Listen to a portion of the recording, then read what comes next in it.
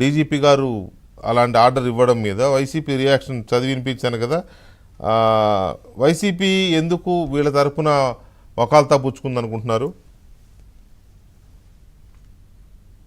ఈరోజు 16 మంది ఐపీఎస్లకు సంబంధించి డీజీపీ గారు ఏదైతే వాళ్ళకి సమాచారం ఇచ్చారో వాళ్ళని అందుబాటులో ఉండమన్నారు. దానికి కారణం కూడా నేను ముందే చెప్పాను, వాళ్ళందరూ జీతాలు తీసుకుంటున్నారు కాబట్టి అందుబాటులో ఉండాలి. అయితే వైఎస్ఆర్సీపీ ఈ విషయం మీద ఏదైనా మాట్లాడే ముందు, లేదా మా ప్రభుత్వాన్ని ప్రశ్నించే ముందు, లేదా ఈరోజు డీజీపీ గారు తీసుకున్న నిర్ణయాన్ని విమర్శించే ముందు సమాధానం చెప్పాల్సిన ఒక అంశం ఏంటంటే 2019 నుండి 2024 వరకు ఎంతమంది సర్కిల్ ఇన్స్పెక్టర్లని విఆర్ లో పెట్టారు, ఎంతమంది డిఎస్పీలని విఆర్ లో పెట్టారు, ఎంతమంది ఐపీఎస్లకి పోస్టులు ఇవ్వకుండా వాయిదా వేశారు. ఈ ప్రశ్నలకు సమాధానం చెబితే వైఎస్ఆర్సీపీ సమాధానంలోనే సమాధానం దొరికింది. ఈ 16 మంది ఐపీఎస్లు కాదండి వెంకటకృష్ణ గారు, ఈ 16 మంది ఐపీఎస్లు కాదు, వైఎస్ఆర్ సిపిఎస్లు. ఐపీఎస్లు కాదు, వైఎస్ఆర్ సిపిఎస్లు. వైఎస్ఆర్ కాంగ్రెస్ పార్టీ సర్వీస్ చేశారు. ప్రజలకి సర్వీస్ చేస్తే, నిబంధనల ప్రకారం సర్వీస్ చేస్తే సీతారామాంజనేయులు, సునీల్ కుమార్, సంజయ్, ఈ మిగతా అధికారులు ఎవరైతే ఈ రోజు ఈ 16 మందిలో ఉన్నారో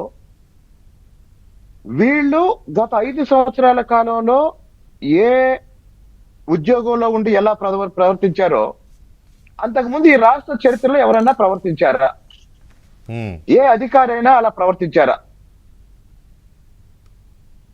ఒక పోలీస్ అధికారి ఒక కేసు గురించి ప్రెస్ మీట్ పెట్టి మాట్లాడటం మీ 30 ఏళ్ల జర్నలిస్టు చరిత్రలో ఎప్పుడైనా విన్నారండి, చూసారండి? కరెక్టే. ఒక పోలీస్ అధికారి మామూలుగా ఒక కేసు జరిగినప్పుడు ఆ కేసులో ముద్దాయిలను అరెస్ట్ చేసినప్పుడు వాళ్ళని మీడియా ముందు ప్రవేశపెట్టి ఆ కేసు గురించి వివరాలు తెలియజేస్తారు, అది రొటీన్. అలా కాకుండా రాజకీయ ప్రత్యర్థి మీద ఒక రాజకీయ నాయకుడు ప్రెస్ మీట్ పెట్టినట్టు ఢిల్లీ వెళ్ళి ప్రెస్ మీట్ పెట్టారు, హైదరాబాద్ వెళ్ళి ప్రెస్ మీట్ పెట్టారు. ఆ రోజు కూడా మీరు డిబేట్ పెడితే నేను చెప్పాను, అవకాశం ఉంటే చంద్రమండలంలో కూడా వీళ్ళు ప్రెస్ మీట్ పెడతారు అని చెప్పారు. అవునవును. కాబట్టి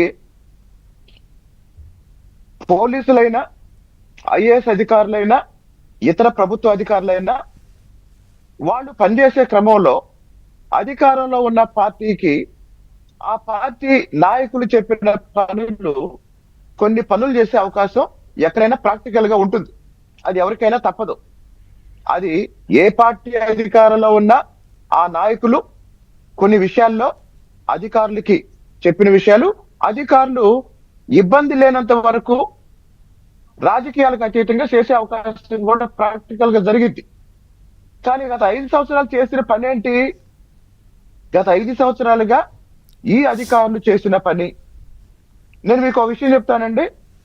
ఈ 16 మందిలో ఒక వ్యక్తి ఏమో అర్ధరాత్రి వెళ్ళి చంద్రబాబు నాయుడు గారిని అరెస్ట్ చేశారు. ఇంకొక వ్యక్తి ఏమో ఆ రోజు విజయవాడ ఏసీబీ కోర్టులో సాయంత్రం చంద్రబాబు నాయుడు గారికి రిమాండ్ విధిస్తున్నట్టు ప్రకటించినంత వరకు ఆ కోర్టు చుట్టూనే తిరిగి బందోబస్తు పేరుతో ఆ కార్యక్రమం మొత్తాన్ని అక్కడున్న ఒక మహిళా జడ్జి మధ్యలో ఏమైనా ఆమె మరో రకంగా నిర్ణయం తీసుకుంటారేమోనని ఆమెని మళ్ళీ మోటివేట్ చేస్తూ బ్రేక్ లో ఆ కార్యక్రమం మొత్తం పూర్తయ్యే విధంగా పర్యవేక్షించాడు. అలాగనే ఇంకొక వ్యక్తి ఆయా కేసుకు సంబంధించి దేశం మొత్తం తిరిగి ప్రెస్ మీట్లు పెట్టాడు. తర్వాత వాళ్ళ సర్వీసు నిబంధనలే కాదండి, వీళ్ళు పౌర హక్కుల్ని ఉల్లంఘించారు, మానవ హక్కుల్ని ఉల్లంఘించారు.